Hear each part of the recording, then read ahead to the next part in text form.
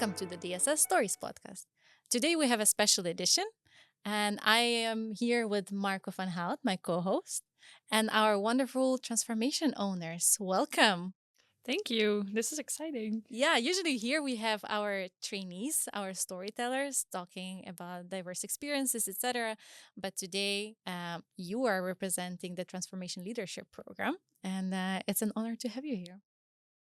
Well, I guess when you're doing a podcast, then you have to say, thank you for having me. Right. Well, let's follow the Yeah. podcast rules and protocols then. Uh, if that's the case, then I think we should also start with the introduction.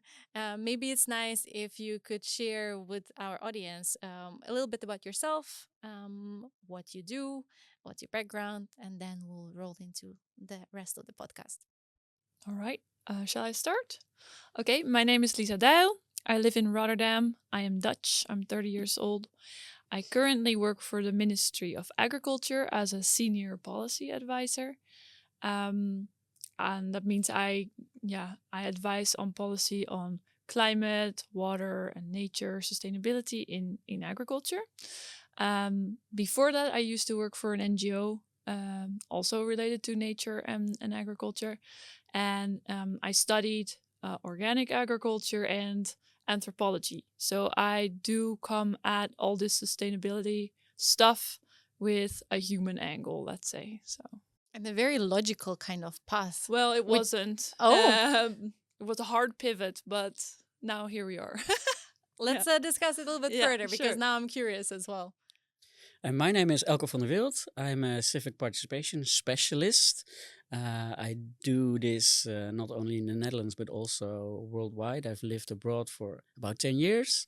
And I do a lot of projects concerning communities, empowerment, and all those projects always come with the component of arts and creativity. I'm a photographer myself as well, and yeah, I'm doing this since Corona started here in Amsterdam. But before this, I was in Thailand. I did project in Bangladesh, in Africa, in Cambodia, in Turkey. I worked a lot with Syrian refugee populations in Turkey, and now I'm currently doing a project here in Amsterdam, which we probably will talk about later. Yes, we will. Your experiences really took you all around the world, huh? Yes, I started out studying international relations, so I always had this international outlook. But then I stayed actually in Groningen, which is my where my university was, and I went into local politics, and did this for 4 years, and then finally. I got an opportunity to work abroad, and then I packed my suitcases and went off. It was supposed to be for a 3 months place, and that turned into 3 years, and then yeah, only after 10 years I came back to the Netherlands. Do you regret going back and stopping your traveling experiences? Well, I mean, I came back just before Corona started after 10 years, and I thought, well, this is maybe a good moment to reconnect with old friends and family, and of course, you miss births, deaths, you miss life basically when you're away. So I thought it would be a good moment to come back and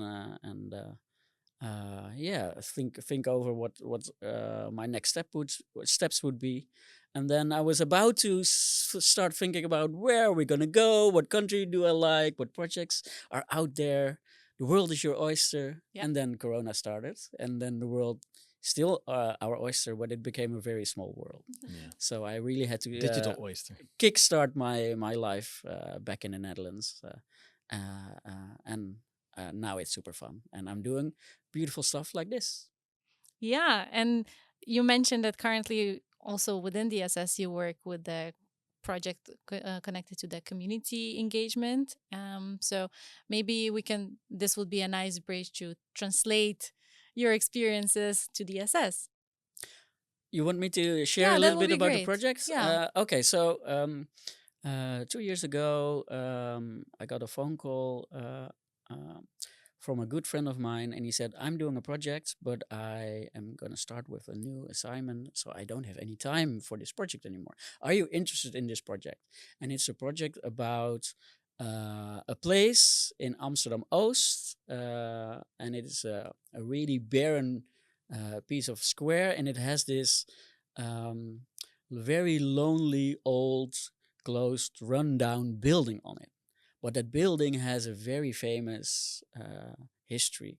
And that building is the Café de Omval, which is, for people who live there, a landmark, but it also is a place with lots of stories.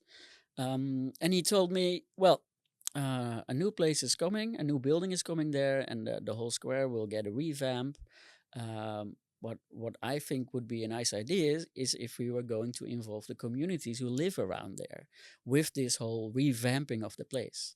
And I thought this idea would be a good idea as well. So I started designing together with someone else the project out. How are we going to involve these communities with this place? And as soon as we started talking to people, we heard all these wonderful stories about the place. And that came basically the main topic of the project. Literally the title of the project, because the title of the project became De Omval Vertelt, which means the Omval share stories.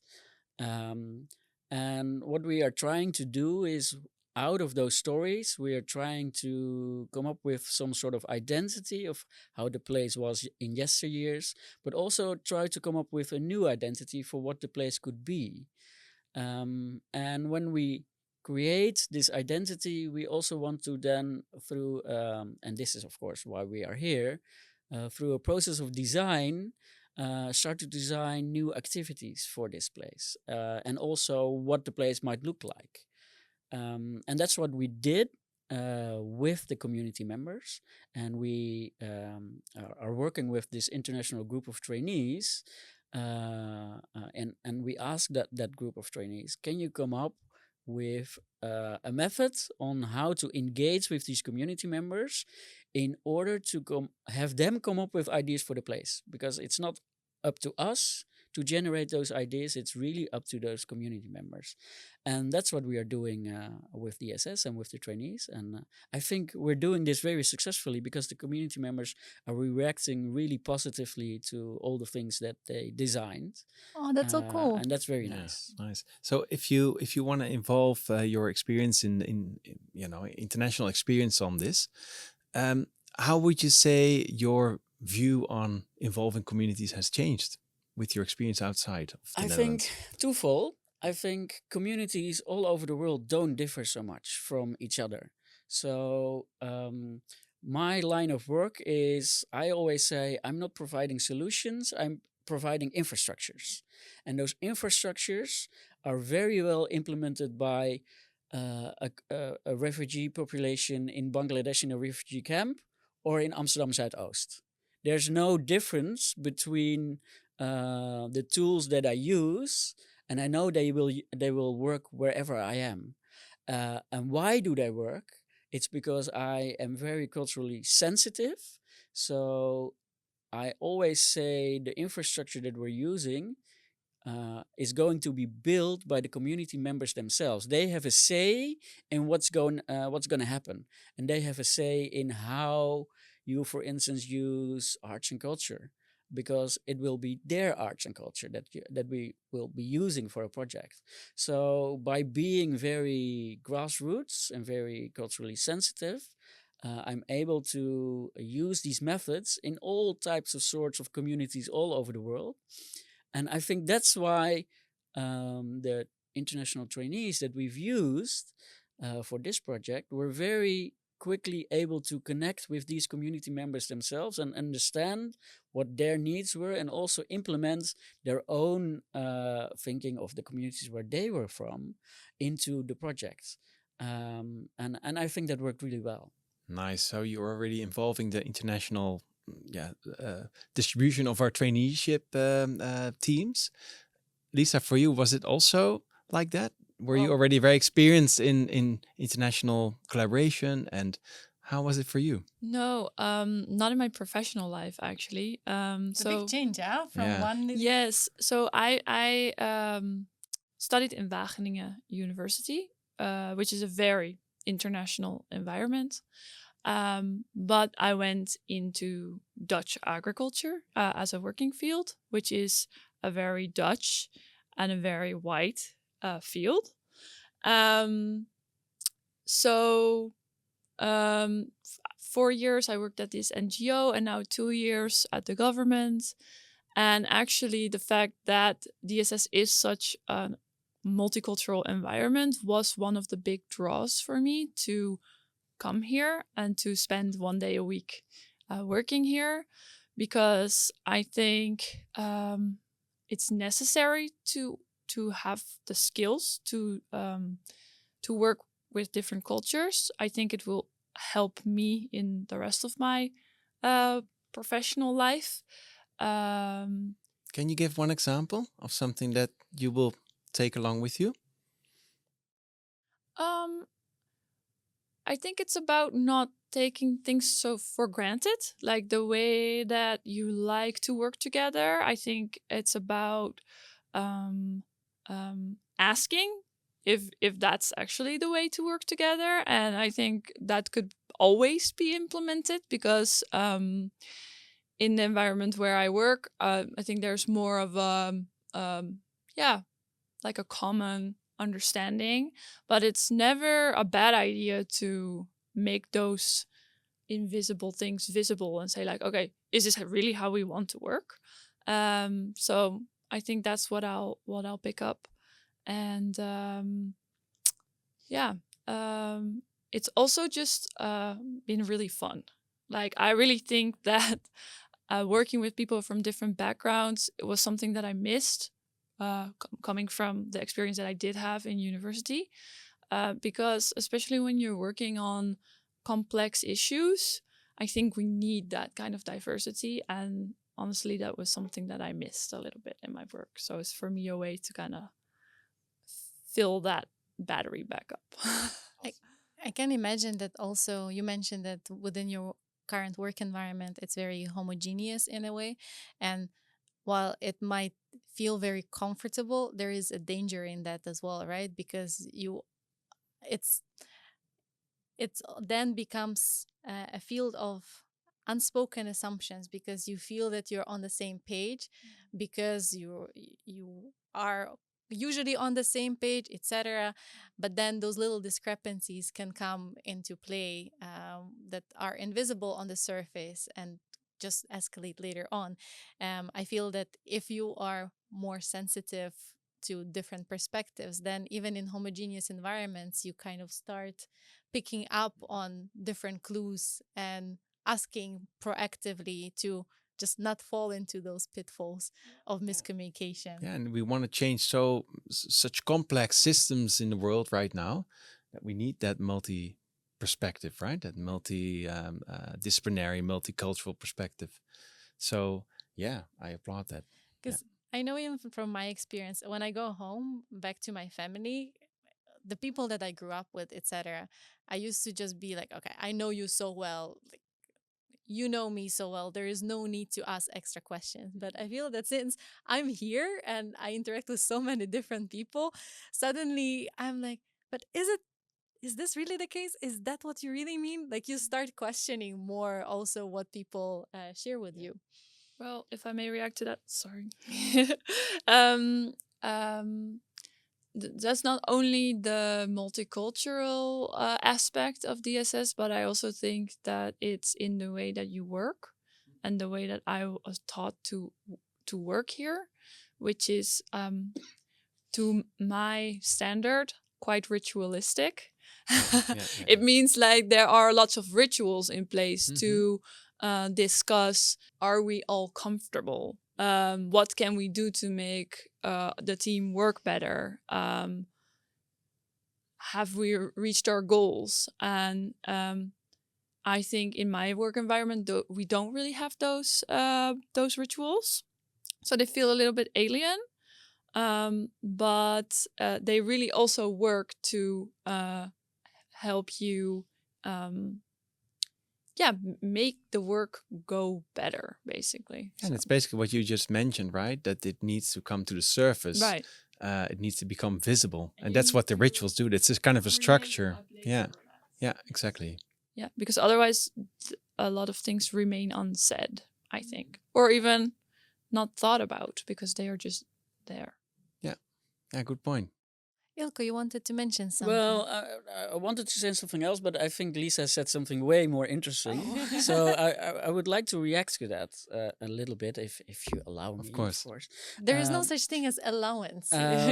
so I think I recognize the ritual part of what you're trying to convey to not only the students but also to us as TOs. And I struggled a little bit in the beginning. How am I going to deal with these ritual things? Because I don't like to get being told about what I should or should not do. So let's say I use the rituals very loosely, but I did recognize that these rituals are in place to teach people how to use a certain process, and in this context, that process is design thinking, in order to come up with sustainable solutions, not only in terms of products, but also in terms of how people can work together. So, in that sense, I recognize that those rituals are important. However, and I think this is for me the biggest takeaway that I have when I'm working on this process, is that all the things that you are teaching these trainees, I actually already did already. And I made use of the design thinking processes of ideation, of coming back, of interjecting creativity in processes, and did all these things. But it was for the first time that I realized that it's not only about delivering a certain product, or about uh, uh, uh, creating this infrastructure where you can come up with sustainable solutions, but it's much more a way of how you work with people to create these sustainable solutions. And that's when I understood, okay, this is as a transformation owner, this is also about leadership, about how you engage with people in order for them to perform at the maximum level. And that is what I find interesting. And that's my biggest takeaway from this whole process. And that's also the thing that I like the most.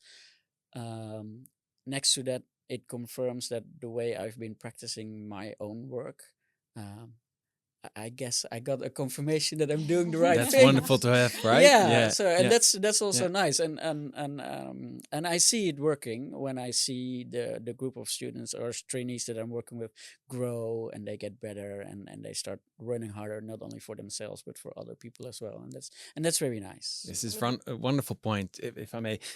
So you touched upon design thinking, but actually we call it transformation design also in the DSS. And it's not only design thinking, because that says something about the process to come up with human-centered research and infused solutions.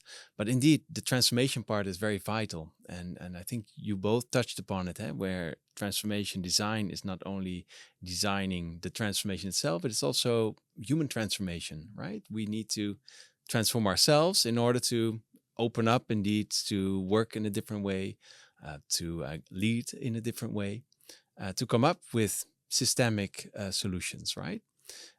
So good point. Yeah, you really took it out of the process that we have and put it in your own practice and your own realism. So what is the thing that you say you will copy in your own line of work afterwards? The process. Will you just copy the whole process that you learned here, or will you just?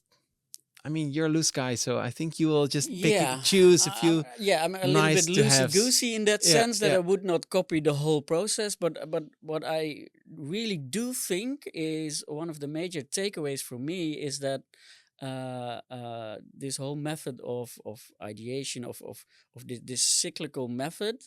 What I really like is that there is always a moment that you can interject creativity in the process. And that interjection of creativity in the process, to me, is what makes it work, what makes the solutions more sustainable, the projects of higher quality, the stakeholders more happy. That's, I think, the main takeaway that I got from this whole process, and which I am going to use more or more frequently, and more also with purpose in the projects that I'm doing for myself, basically. Nice. And then we also hope the government will start using it. Is that the case? Well, Starts with one person. Yeah, that's true. That's true. Okay, so I feel like I should preface this a little bit with why I came here Yeah. from this government position that I work in, because it feels a little far-fetched sometimes. But I was having conversations with my dear friend Irene, who works at DSS, and well, she told me about how you guys approach like difficult problems and also difficult conversations. And in my work, I do have to have a lot of difficult conversations, especially if we're talking about things that, like lines of industry that have to change because we think they're no longer sustainable, and the discussions that are underneath all of that. But when I learned about your methods, I thought, wow, we have nothing of the sort. And what I see in government, we go instantly about the content. So we go into the numbers and the facts. And I think there's a place for that. But what I saw in DSS is that what's around it. And we already talked about it just now. But it's like, how do you give people a place in the conversation? And how do you make their unvoiced things voiced? And how do you continue to improve processes? And because we are always focused on the content, we don't focus on the process so much. And we do have a lot of process because it's a very hierarchical institution that I work for. So if I come up with something, before it gets implemented, it has to go through various levels of management, basically. But yeah, the softer process was really lacking. So that was what I was hoping to learn here. And I feel like I really have. And now I am, well, I did talk with my manager when I went here. I was like, okay, this is something that I hope I can bring something back from. Even though, we all have our own rituals In place we can already. see. Yeah. Yeah. And he said that's good. And he also told me to start small, which is nice for me because I like to immediately be like, okay, I need to change the way the whole organization works. Maybe that's a little Change the whole government, far-fetched, everything yeah. changing. Yeah. So let's start small. But I am talking now with some colleagues about where we can implementing Scrum ways of working to make them work with like the cycles that we already have, but also about I guess the attitudes of design thinking. That's something that I still have to work on, but I am going to give a presentation to like my bigger team. This is my department that's about 100 people. That's awesome.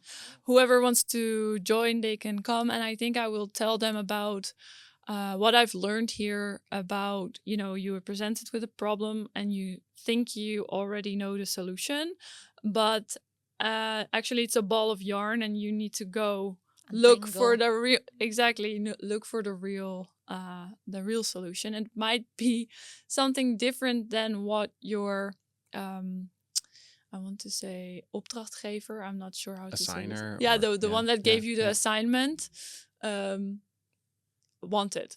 Yeah. And I think for us as civil servants, that's also very valuable because sometimes a politician may say like, okay, I want this fixed this way, but there can be a whole array of options.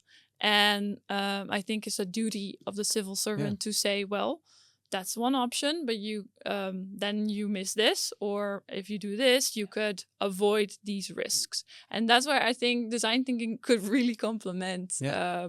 the work of a Yeah, you civil design the servant. arguments also for that conversation, Yeah, right? So yeah. that they can Yeah, be and, convinced. and Yeah. I really think that politics and politicians and policy makers, as I have some experience in that field, can be can benefit from this approach of transformation design thinking. Because to me, and I told you in the introduction, I'm a civic participation expert, and to me, having people involved in the solution is almost automatically leading to, well, I mean, 10 years ago it was all about co-creation and action planning, but these terms were all tools. And what I like about the transformation design thinking is that it isn't so much a tool, it's a way of how you approach solutions together with the different stakeholders. And in my mind, the most important stakeholders, and I think that is also true for government in general, should be the community members, should be the civilians that we are all working for. And I really think that transformational design is a participative method to come up with sustainable solutions. So, so I completely agree with Lisa. It would be wonderful if government in general has a little bit more eye for this way of working, because I really think it can solve a lot of political divides, which we I won't go into that now, but which is facing this community currently in the Netherlands. And yeah, I think really think we can have some benefit from Yeah, and what we. I think you're raising the right comparison with co-creation, where we were just asking people to participate in the session, and then give all your great ideas, and then we'll work on that afterwards. But yeah, that's not sustainable either, because it doesn't work like that. So indeed, you need to design the community around things. So if you, and that's also what you're saying, right? So you need to design those I don't know, put the things into play where people can actually voice something, they can actually bring something.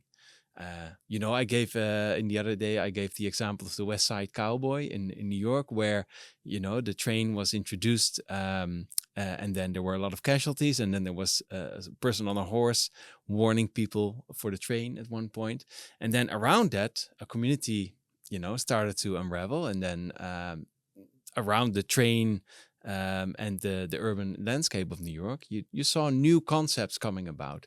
And that was not because they were asked to do so, but because they were involved. And I think that's a big difference. And that's also what we're trying indeed. But just before, I just have a question to you, Lisa, because you were talking about, oh shit, I forgot the question. It's okay. It's What's the fine. question? Yes. I think I what come up is with it. it's okay. I think what is also interesting that both of you pinpoint is how no matter what kind of solution you are looking for, it doesn't exist in isolation, right? And that's what we also talk when we talk about systems thinking, etc.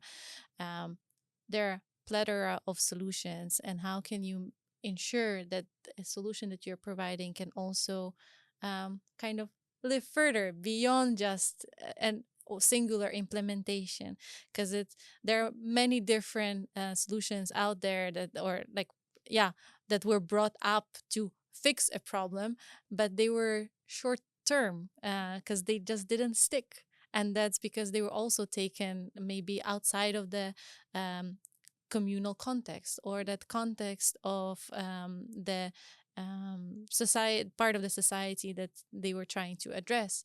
And I feel that this is super important to kind of take people by the hand, involve them in the process, hear different voices, maybe take an unfamiliar route as well. But I can also imagine that for both of you, maybe this kind of way of working also brought challenges, because not everything is smooth sailing, and working in a diverse team, leading the diverse team, can come with its own challenges and obstacles. And I would love to maybe ask you to share some of your experiences with that, and how was it for you also within your learning journey, right? Because you are part of the transformation leadership program, so it's also a learning journey for you. How did you navigate through those obstacles? Well, for me, I also write a blog on your Yeah. website, and my Yes. last blog entry was called "Just Keep Swimming," so that should give some information away on how Like a dog or just whatever way whatever would way. keep my head above Go the and read water. it. It's really nice. Anyway, yeah, it really felt like jumping in the deep end of the pool for me. There was just a lot of information. The role of being a transformation owner and guiding a team, a whole new team that I just met, everything was new. And I didn't really expect to learn this here, but what I learned, I guess, was how much I prefer to be in my comfort zone and like how far I was outside of it, and that it was totally fine at the same time. So like I was stressing because I'm a person who would like to, like, my comfort zone is when I get to prepare. You know, I've read all the things and I know what I want to say and I know how to do it, and I just simply didn't have time. So I just had to show up and do it, and it went fine. So I gained a lot of trust in myself. So that's really nice. So yay. And other challenges, well, something that was in my mind when we were just having the conversation is the attitude that's necessary for this like design thinking to be a success, which is that you have like that everybody in the process is open to surprises. And in my case, the partner sometimes seemed not to be so open to surprises. So, for example, we started out with a fairly open-ended question, we thought. And then halfway through the project, it turned out that actually the partner already had another thing in mind. Mhm. They always So do. They were the politician with the idea. yeah, they had an Yeah, idea, and they were yeah. like, "Why is your idea not showing up in the research that you've done?" And we're like, "Well, we tackled right. we tackled another part of the problem, and we had also been in communication about that. We were like, well, we can do this or that, and we went that way. But then the partner was like, yeah, but we also want to do something with that way. So we had to kind of meld our things, because the trainee team is an independent team and they had done like good research. So we didn't just want to be like, okay, well, then we'll just make whatever you want us to make. So we're now in the process of coming up with the thing that the partner explicitly asked for, but informed by the research that the trainees did. So that was hard. It was also hard to communicate about that. Like, you know, we might be working on something that is not actually what you asked us to do. But it will help you. So it was a good practice in, in pitching, I think, and selling something. So that's also something new for me. Yeah. Yeah. And what about going back to your organization and taking this with you? Oh, And I think also you mentioned your manager, right? That he was very open for you to do this, but also he wants to support you afterwards. Or she, of course. it is, my manager is a he. Yes. Yeah, yeah. I forgot if what No, you no, meant. that's cool. So if you look at your organization and you go back to that organization, and let's say you get all the support to actually implement what you learned, how do you see then the organization transform? What would your ideal picture be Ooh. of the ideal transformed organization? Because I know we know that we can kind of transform individuals at DSS. We have a lot of influence, I think, on team transformation, but always the next step to get people into an organization and have the organization transform, we always feel that it's a bit outside of our reach. And it's so wonderful to hear it perhaps from someone who will do it. Haha. Wow. No pressure. No pressure at No all. pressure at all. Well, so I don't think it's as simple as like me going to tell a great story about guys, we should all work Scrum now. Yeah. Um Let's transform. no. Mhm. I think a big part of it is giving discomfort a place. Mm-hmm. So ideally, that we would find a way to deal with discomfort. But I can't tell you what that looks like in my Through rituals, context right perhaps the now. rituals that we mentioned before. Yeah, but Let's check with each other in 6 months. cool. See how much discomfort the government Yeah. has. I mean, Feels. I do believe that sometimes the results of an experience are only visible after a certain period of time, because you also need time to process, reflect, pick and choose which elements are crucial to take with you as well, find a suitable place for them, etc. So that time is important. So 6 months. Sure, but I don't want to take over your chairing position. But I'm also kind of interested in Elco's challenges because that was It's just a my conversation. Yeah. Well, I think one of the most important things that I'm always trying to convey is that, especially when you're working with a group of these people who are also here to get a degree, is that it's you come here with personal expectations, and they are coming here to also obtain a degree. So what I try to convey to them is that yes, it's important that you work hard so you get your degree, and yes, I know you want to be recognized for the personal work that you are doing, but that is not what makes this project a success. What makes this project a success if this project has a lasting sustainable impact on the community. So we're not here to make me happy because you work really hard. You are here to make DSS happy because they will give you a degree.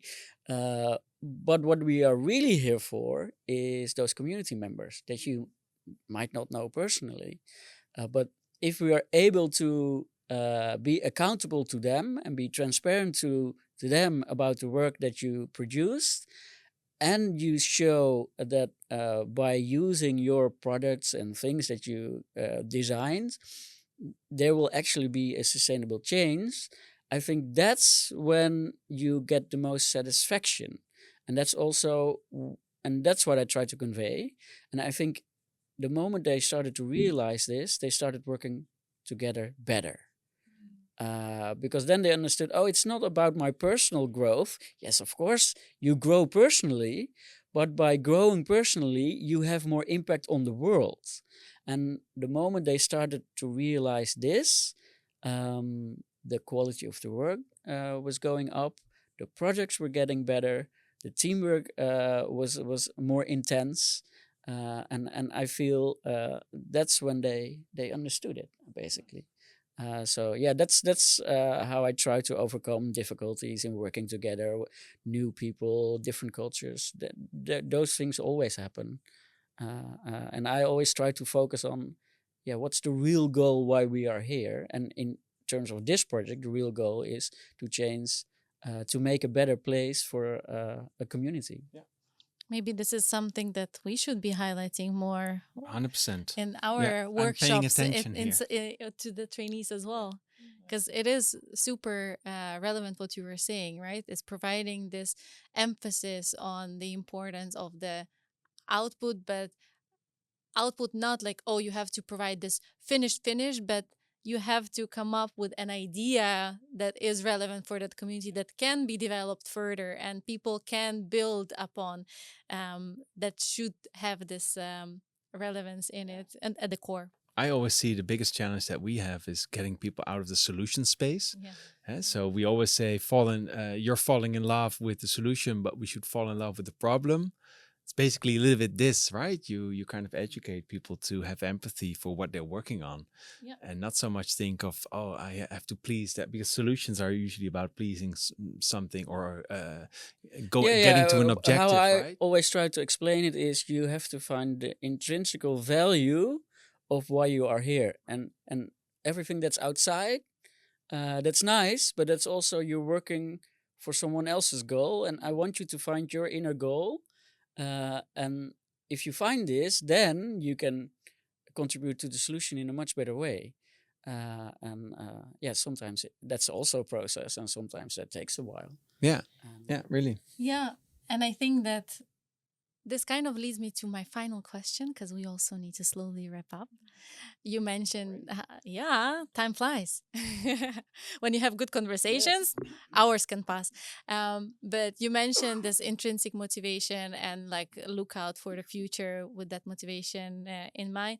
I would love to maybe learn where this intrinsic motivation takes you in the upcoming year or so. Um, where do you see your leadership skills manifesting themselves further outside of the program?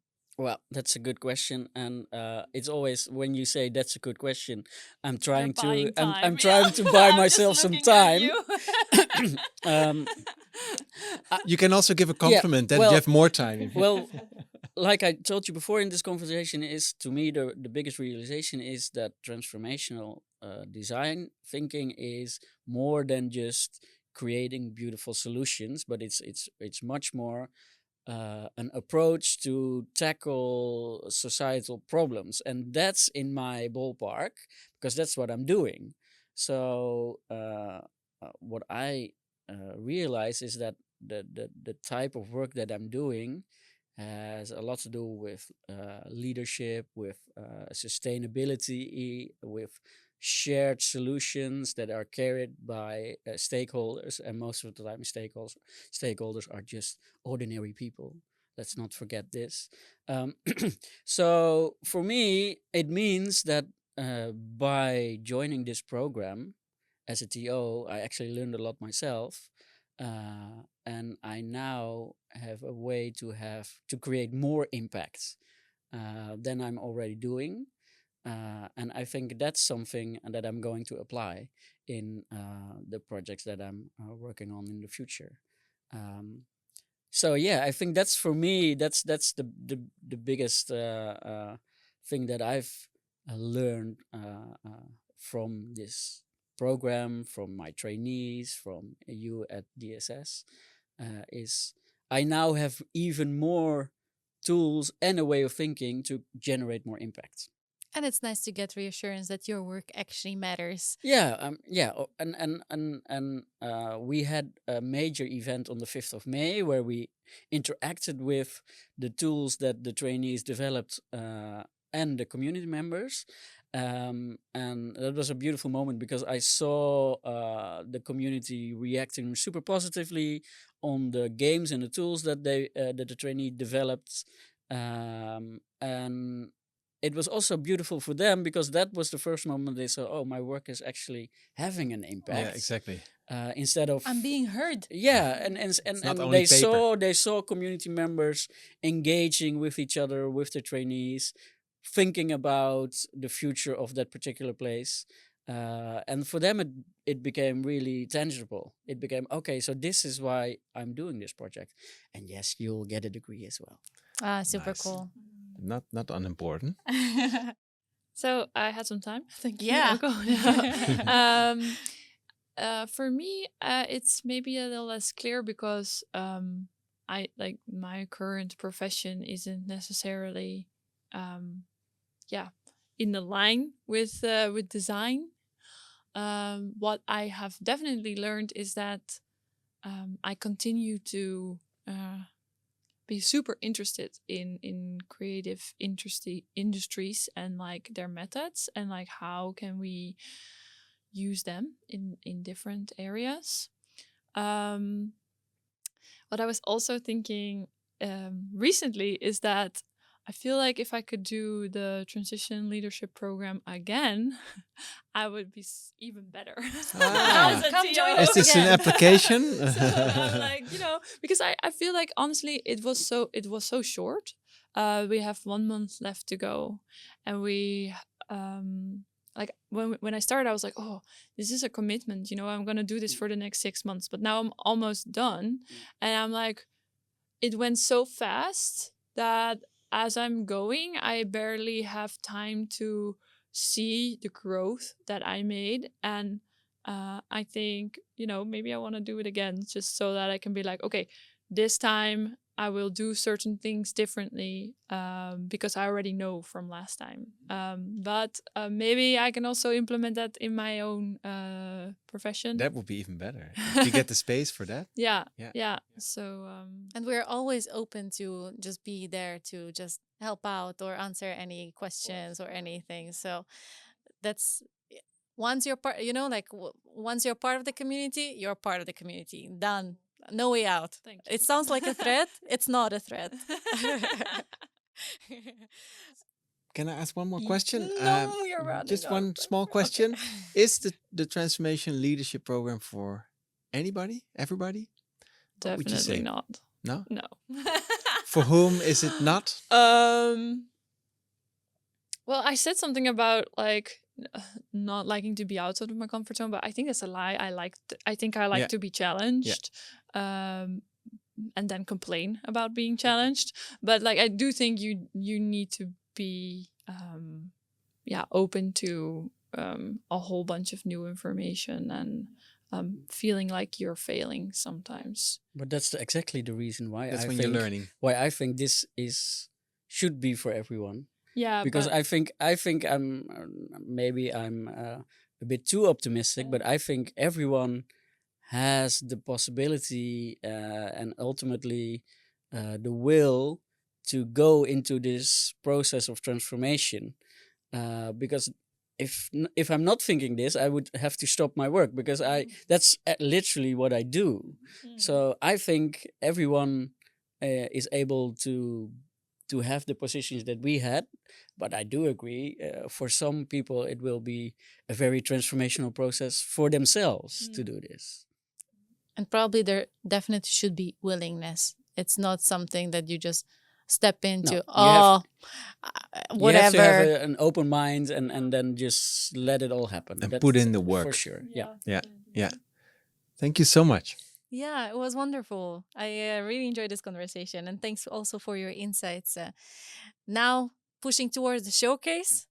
So 1 month to go, and then we shall see what your teams bring for everyone to see on the exhibition. So thank you again. And good luck thank you next too. month. Yeah, Thank you. final countdown.